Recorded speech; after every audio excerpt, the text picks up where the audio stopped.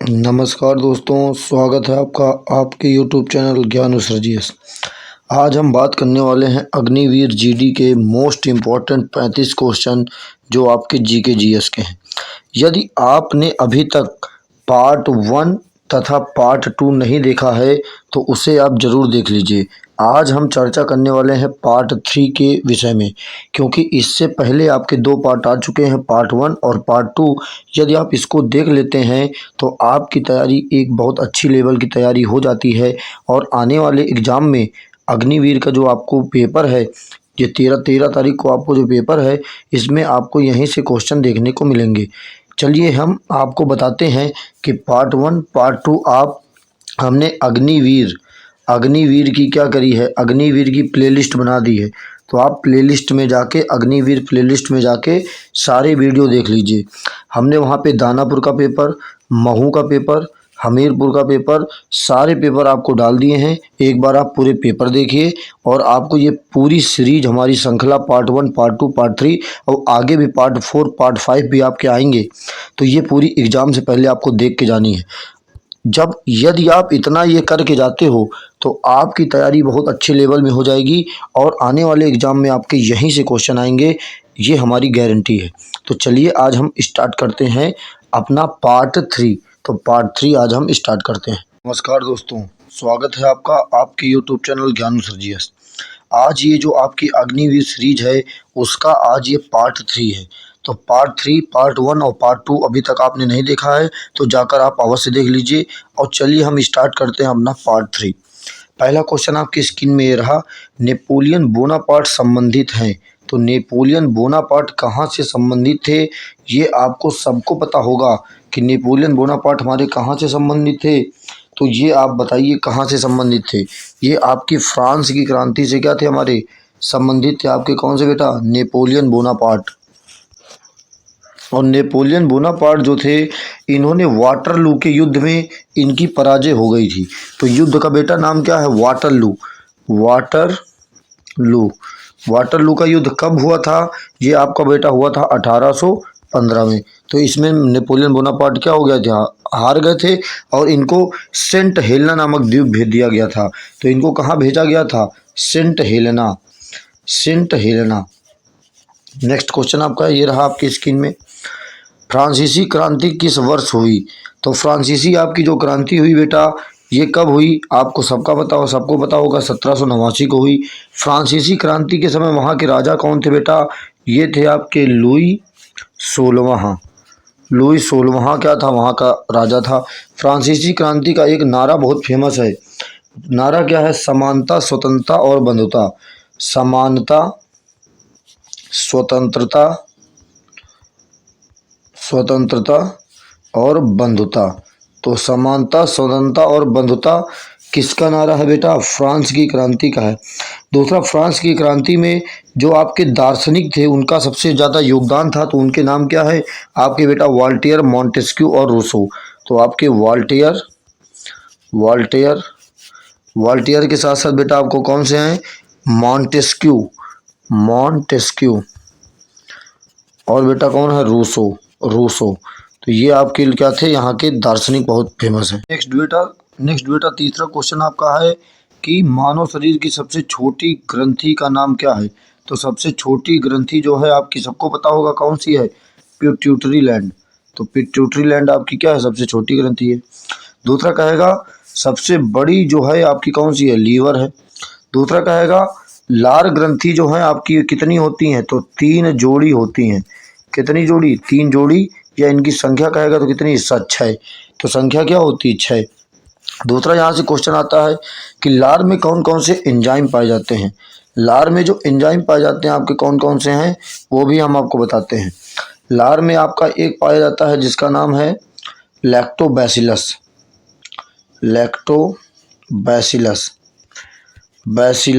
जो बेटा क्या करता है, जीवाणुओं को मार देता है।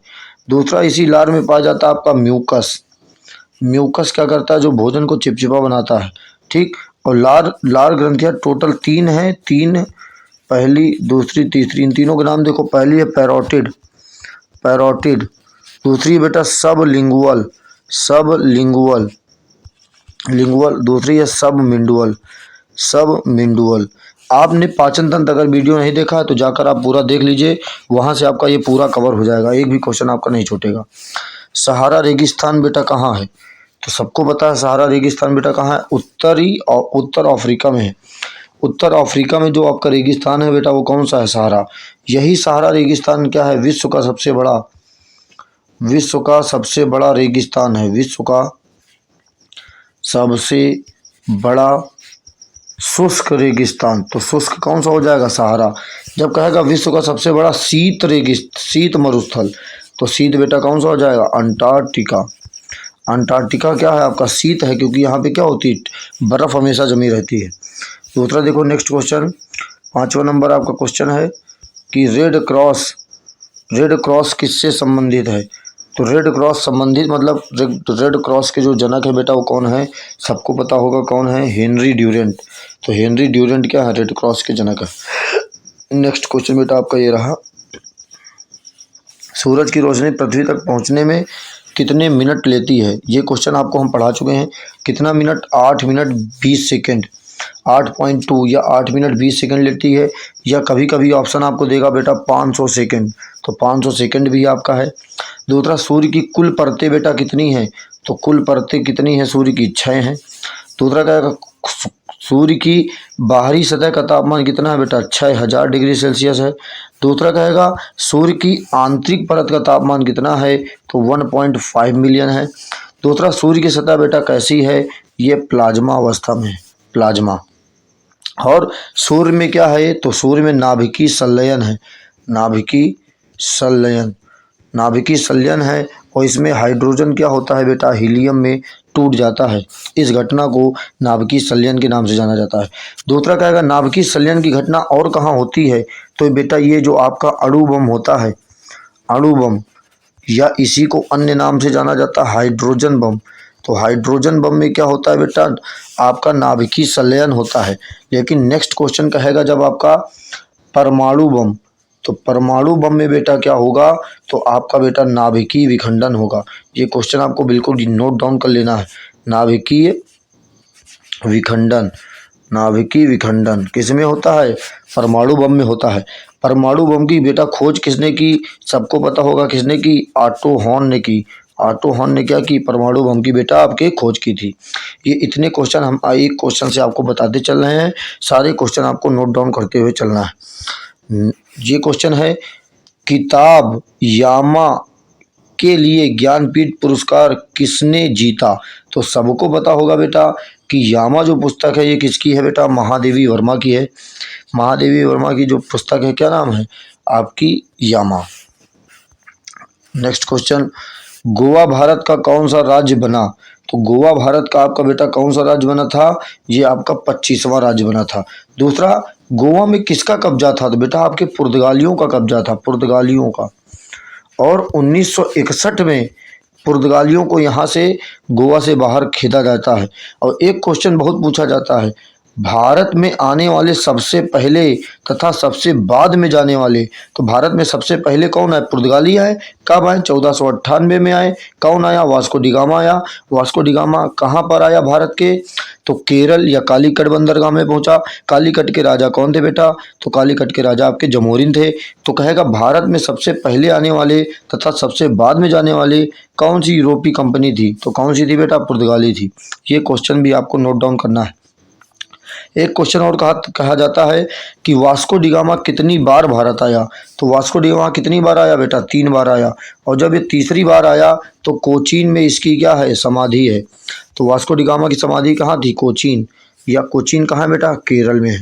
और यही क्वेश्चन आपका जो यूपी पेट एग्जाम हुआ उसमें आपका आया था, आपका सेकंड शिफ्ट 15 जो तारीख का यूपी पेट का एग्जाम था उसमें सेकंड शिफ्ट में ये क्वेश्चन आपका था। नेक्स्ट क्वेश्चन बेटा आपका, भारत में कागज सदी में पेश किया गया था, मतलब कौन सी सदी में कागज आपका बेटा पेश किया गया था, तो आपका सेवेंथ सदी में, 7वीं सदी में क्या हुआ था, कागज प्रयोग हुआ था। दूसरा कहेगा कागज की खोज कहाँ से हुई, तो चीन से हुई, चीन। तो चीन से क्या हुई थी, कागज की खोज। अब नेक्स्ट क्वेश्चन बेटा, ये ये क्वेश्चन है आपका, बहाई फेथ की शुरुआत निम्न में से कहाँ हुई? तो बहाई फेथ जो है आपका, इसकी शुरुआत कहाँ से हुई? इसकी आपकी शुरुआत बेटा ईरान से हुई। ईरान से क्या हुई? बहाई फेथ की आपकी शुरुआत हुई। नेक्स्ट, मानव के शरीर का सबसे बड़ा अंग। तो बेटा सबसे बड़ा अंग जब कह रहा है तो सबसे बड़ा अंग देखो आपका बेटा कौन सा हो जाएगा? ये आपका राइट आंसर इसका क्या हो जाएगा? B, liver. दूसरा कहेगा, मानव के शरीर का सबसे बड़ा अंग कौन सा है? लीवर है, या यकृत कहा जाता है इसी को। या यहाँ पे अगर होता ऑप्शन आपका त्वचा, तो त्वचा भी आपका सही हो सकता था। जब कहा जाता है मानव के शरीर का, मानव के शरीर का सबसे बड़ा अंग कौन सा है? त्वचा। लेकिन यहाँ त्वचा ऑप्शन था नहीं, तो ये नहीं होगा। और यहाँ पे होना चाहिए क्वेश्चन थोड़ा आपका ये है कि मानव के शरीर में होना चाहिए, मानव के शरीर में सबसे बड़ा अंग कौन सा है? तब आपका लीवर होगा ये क्वेश्चन आपका। लेकिन ये भी क्या है? लीवर सही होगा, क्योंकि त्वचा क्या है? ऑप्शन में नहीं है। नेक्स्ट क्वेश्चन,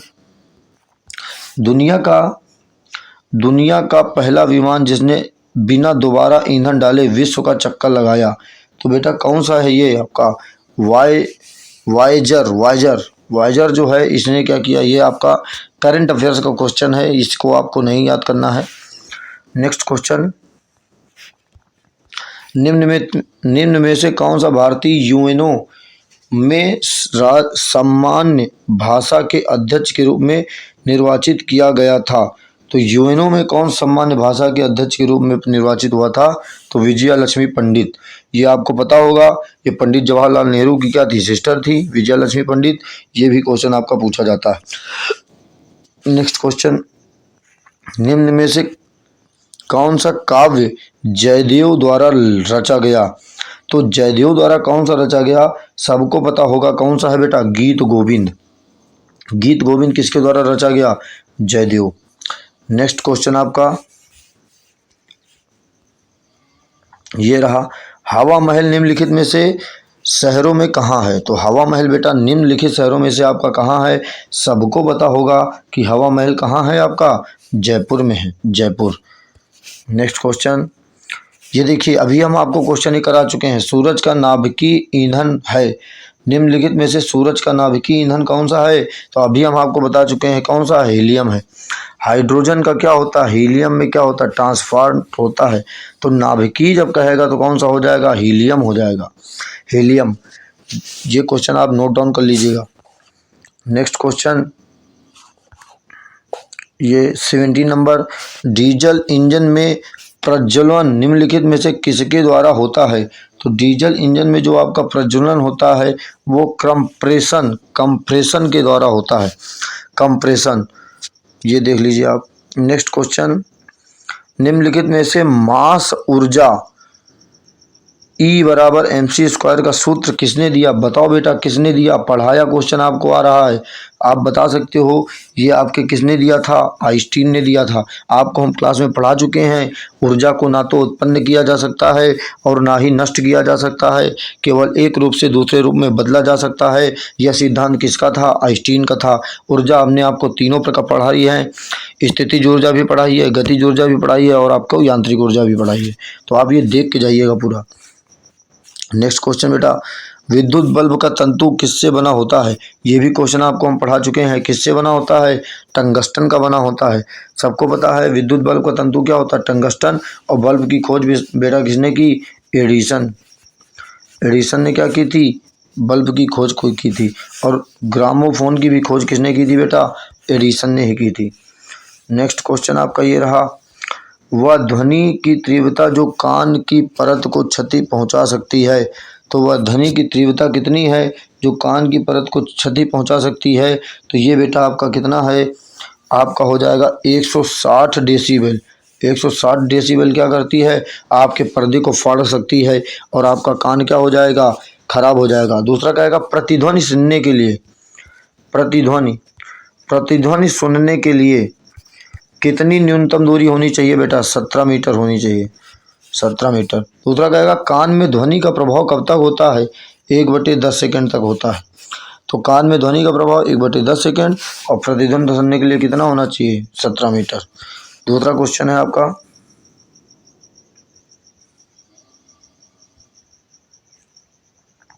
वह संख्या जोड़िए जिसमें विशेषता अन्य 3 जोड़े अलग हैं। ये तो मैथ का क्वेश्चन आ गया बेटा, हटाइए, इसको कोई मतलब नहीं है। ये है कांच किससे निर्मित, किसके मिश्रण से बनता है। तो कांच बेटा किसके मिश्रण से बनता है आपका, ये देख लीजिए आप, ये आपका रेत और सिलिका, रेत और सिलिका के मिश्रण से आपका क्या बनता है, कांच का निर्माण होता है। नेक्स्ट क्वेश्चन आपका रहा, निम्नलिखित में से कौन सा तनु अम्ल हाइड्रोजन की जगह लेता है। तो तनु अम्ल वो कौन सा है जो हाइड्रोजन की जगह ले लेता है, तो वो आपका कौन सा है, अम्ल पूछ रहा है, तो हाइड्रोजन की जगह कौन ले लेता है आपका, तो ये क्वेश्चन आपका हो जाएगा लोहा ले लेता है, लोहा, लोहा। तो हाइड्रोजन की जगह कौन लेगा, लोहा लेगा। नेक्स्ट क्वेश्चन बेटा ये देखिए, यदि कोई कण 5 मीटर पर सेकंड की गति से बढ़ रहा है, यदि उसकी ऊर्जा 125 जूल है, तो इस कण का भार क्या होगा। ये क्वेश्चन आप देख सकते हैं। ये क्वेश्चन हम आपको न्यूमेरिकल की फॉर्म में करा चुके हैं, थोड़ा सा आपको केवल धैर्य बना के दिमाग लगाना है। हम बताते हैं, यदि कोई कण 5 मीटर पर सेकंड की गति से बढ़ रहा है, जिसकी ऊर्जा कितनी है, 125 जूल है, तो उस कण का भार बताओ। अब देखो क्या है, कोई कण इतनी गति से बढ़ रहा है, तो गति से बढ़ रहा है तो मतलब गतिज ऊर्जा है कि नहीं है बेटा। देखिए गति से बढ़ रहा है तो गतिज ऊर्जा, और गतिज ऊर्जा का हमने फॉर्मूला क्या पढ़ाया है, के ई बराबर हाफ एम वी स्क्वायर। पढ़ाया कि नहीं पढ़ाया, आप बताओ पढ़ाया कि नहीं पढ़ाया, पढ़ाया है। तो अब देखो कह रहा कि जिसकी ऊर्जा कितनी है, 125 जूल, तो गतिज ऊर्जा बेटा कितनी दी रखी है, 125 जूल, बराबर कितना लगाओगे, 1/2 इंटू क्या कह रहा है, भार बताओ, तो एम आपको बताना है। कह रहा है वेग कितना है, 5 है, तो 5 का स्क्वायर कितना, 5 इंटू 5 कितना हो जाएगा, 25। ये कितना हो गया, ये 25 हो गया। अब 25 से इसको काट दिया, कितना हो गया, 25 सामने सामने कट जाएगा, 25 पंचे कितना, 125, और 2 का इधर क्या हो गया बेटा, मल्टीप्लाई हो गया, तो मल्टीप्लाई हो गया, 5 दूना कितना 10, तो कितना आंसर आ गया 10, आपका आ गया 10 किलोग्राम। तो इसका राइट आंसर आपका क्या आ गया, 10 किलोग्राम। तो न्यूमेरिकल भी हम आपको पढ़ा चुके हैं, आपको बिल्कुल न्यूमेरिकल देख के परेशान नहीं होना है, केवल आपको थोड़ा सोचना है बस। ये आपका क्या है, हो गया। नेक्स्ट क्वेश्चन बेटा 25 नंबर, मल में पानी की मात्रा कितनी होती है। तो मल में जो आपका पानी की मात्रा होती है बेटा, वो कितनी होती है, वो आपकी 50% होती है। लेस देन 50% मतलब क्या होता है कि 50% से आपका कम पानी क्या होता है, मल में होता है। दूसरा नेक्स्ट, कंक्रीट से बनी सड़कों की औसत समय कितना होता है। तो जो कंक्रीट से बनी सड़कें होती हैं उनमें औसत समय कितना होता है, लगभग कितने सालों तक वो औसत समय में चलती हैं, तो 20 साल। यदि अच्छे से बनाया जाए तो 20 साल, नहीं तो यहाँ पे क्या होता है, सड़कों में तो इतनी ज़्यादा धांधली होती है कि जो बिल्डर होता है वो पैसे ही खा जाता है। नेक्स्ट को, ढांचे के ऊपरी भाग पर बने सतह वाला पुल को क्या कहते हैं। तो ढांचे के ऊपरी सतह पर बने वाले पुल को क्या कहते हैं, डेक पुल। डेक पुल जो होता है वो आपका ऊपरी सतह से बना पुल होता है। नेक्स्ट, वाशर का प्रयोग किस लिए किया जाता है। तो वाशर का प्रयोग बेटा आपका किसके लिए होता है, वाशर का प्रयोग आपका नट लॉकिंग मतलब जो आपका नट लॉकिंग किया जाता है। आएगा नहीं क्वेश्चन, ये नहीं आएगा क्वेश्चन, बड़ा सा हम बता देते हैं कौन कौन सा इसमें आपको नहीं आएगा। 28 भी नहीं आएगा, और ये बेटा आपका जो 27 है ना, ये भी नहीं आएगा, परेशान ना हो, हम वो क्वेश्चन आपको इंपॉर्टेंट बताते चल रहे हैं। ये आप देख सकते हैं, ये क्वेश्चन, किसी खड़ी वस्तु की स्थितिज ऊर्जा क्या होगी, यह उसकी ऊंचाई h है और भार बेटा क्या है, m है। तो जब आपका ऊंचाई क्या है, h दी रखी है, और भार क्या है, m है, तो आपको हम पहले ही पढ़ा चुके हैं कि आपका क्या है, j, स्थितिज ऊर्जा का फार्मूला क्या है, W बराबर mgh, ये भी तो पढ़ाया था, ये भी फार्मूला आपको पढ़ा चुके हैं। देखो सारे क्वेश्चन आपको पढ़ाए मिलेंगे, आपको बस धैर्य बना के पढ़ते रहना। दूसरा नेक्स्ट क्वेश्चन, विद्युत प्रभाव को एक ही दिशा में प्रभावित करने के लिए किस तंतु का प्रयोग किया जाता है। तो एक ही दिशा में प्रभावित करने के लिए किस तंतु का प्रयोग किया जाता है, तो आपका बुटरेसस। आएगा नहीं क्वेश्चन, हटाओ, ये आएगा नहीं, लेकिन हमने बता दिया, जो होगा तो देखा जाएगा। ये क्वेश्चन आने वाला है, इंपॉर्टेंट है। 31 नंबर देखिए आप, 31 नंबर क्वेश्चन जो है आपका ये कह रहा है कि शुद्ध पानी का पीएच कितना होता है। तो शुद्ध पानी का पीएच बेटा क्या होता है, 7 होता है। और 7 में ही आपका क्या होता है, उदासीन होता है, उदासीन। अब यहाँ से एक क्वेश्चन बड़ा आता है पीएच मान से। ये क्वेश्चन आप देखिए, ये जो आपका ये हो गया पीएच स्केल। क्वेश्चन कहेगा पीएच स्केल की खोज। तो पीएच स्केल की खोज किसने की बेटा, सोरेनसन ने की, सोरेनसन ने की। दूसरा, पीएच स्केल में कुल अंक कितने होते हैं, 14। तो 14 तक ही जाएगा, ये लास्ट जो अंक है क्या है, 14। दूसरा, इसमें पीएच स्केल मापा कैसे जाता है ये भी आप देख लीजिए। ये हो गया जैसे आपका पीएच स्केल ये पूरा। तो 7 में क्या होता है आपका, 7 में बेटा उदासीन होता है। और आगे वाले क्या हो जाते हैं, अम्ल हो जाते हैं। और पीछे वाले बेटा क्या हो जाते हैं, क्षार हो जाते हैं। और क्षार ये कहाँ तक जाएगा, लास्ट में कहाँ तक जाएगा, 14 तक। अम्ल क्या है, यहाँ तक रहेगा। तो ये पूरा आपका क्या है, उदासीन। 7 में क्या है, उदासीन, आगे अम्ल, पीछे क्षार। तो टोटल इसमें कितने अंक होते हैं आप देख सकते हैं, 14 होते हैं। नेक्स्ट क्वेश्चन, धातुओं की वह कौन सी विशेषता है जो उसे चादर में बदलने के लिए उपयुक्त है। तो मतलब धातु की वह कौन सी विशेषता है जो चादर बदलने में उपयुक्त होती है। तो बेटा कौन सी हो जाती है, ये आपकी हो जाती है बढ़ने की योग्यता। मतलब धातु को जब आप बढ़ाते हो तो धातु आपकी क्या होती है बेटा, बढ़ती रहती है। और यही योग्यता क्या है, धातु की है, जो आपकी बढ़ती रहती है। ठीक, धातु को जब पीटा जाता है तो वो क्या होती है, बढ़ने लगती है।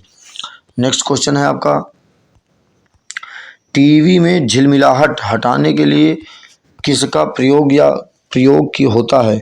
तो आपका टीवी में जो झिलमिलाहट हटाने के लिए जो प्रयोग होता है ये किसका होता है, ये आपका बूटर का इस्तेमाल होता है, बूटर।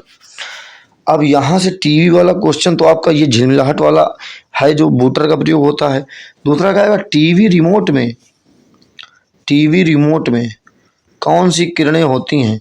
तो कौन सी होती है बेटा, अवरक्त किरणें होती हैं, अवरक्त।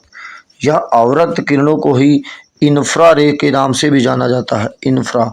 तो इंफ्रारे क्या है, आपकी अवरक्त किरणें हैं। और ये किरण कैसी है बेटा, आपकी विद्युत चुम्बकीय किरण है, विद्युत चुम्बकीय किरण है। ठीक, और बाकी हम किरण आपको पूरा पढ़ा चुके हैं, वे पूरा हमने आपको डिटेल में पढ़ाया। नेक्स्ट क्वेश्चन बेटा, कृत्रिम वर्षा निम्नलिखित में से किसे कृत्रिम वर्षा के लिए उपयोग में लाया जाता है। तो सबको पता होगा कृत्रिम वर्षा के उपयोग के लिए किसको लाया जाता है बेटा, सिल्वर आयोडाइड को लाया जाता है। सिल्वर आयोडाइड का फॉर्मूला है AgI। इससे क्या होता है, आपका कृत्रिम वर्षा आपकी कराई जाती है। जिन क्षेत्रों में आपका वर्षा नहीं होती है तो प्लेन द्वारा वायुमंडल में इसका सिल्वर आयोडाइड का छिड़काव किया जाता है और कृत्रिम बादल बनाए जाते हैं। और कृत्रिम बादल बनाने के उपरांत क्या होती है, उस क्षेत्र में आपकी वर्षा हो जाती है। नेक्स्ट क्वेश्चन आपका ये रहा इधर बेटा, ये है, यदि किसी ट्रांसफार्मर की कुंडली मोटी तार से बनी होगी तो क्या होगा। तो ट्रांसफार्मर की कुंडली यदि मोटी तार से बनी है तो आपका क्या होगा, जूल में काम होने वाली उष्मा क्या होगी, कम होगी। तो जो उष्मा आपकी होती है वो क्या हो जाएगी, कम हो जाएगी। ये आप देख सकते हैं। नेक्स्ट, ये आप मैथ आ गई। अब ये आप थे 35 क्वेश्चन। 35 क्वेश्चनों में जो जो क्वेश्चन थे, जिस क्वेश्चन से आपके क्वेश्चन बन सकते हैं, वहाँ से हमने उन क्वेश्चनों को बताने का प्रयास किया है। इसमें एक बार हम बता दें कि जो क्वेश्चन हमने बताए हैं वो आपको बिल्कुल, और जिन क्वेश्चनों को हमने बताया है कि ये क्वेश्चन आपके एग्जाम में नहीं आएगा, तो उसमें ज़्यादा आपको दिमाग लगाने की आवश्यकता नहीं है, वो आपके एग्जाम में बिल्कुल नहीं आएगा। तो ये था बेटा आपका पार्ट 3। ये कौन सा था, पार्ट 3। इससे पहले पार्ट 1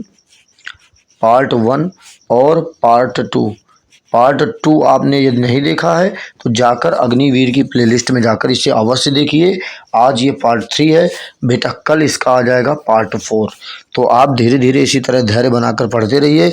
आपकी तैयारी बहुत अच्छी है और आपको धैर्य बना के केवल अपनी पढ़ाई करते रहना है। तो मिलते हैं इसी तरह के नेक्स्ट वीडियो में 35+ क्वेश्चन, इंपॉर्टेंट क्वेश्चनों के साथ। तब तक के लिए जय हिंद, जय भारत। अपनी तैयारी करते रहिए और किसी के बहकावे में मत आइए। तो जय हिंद, जय भारत।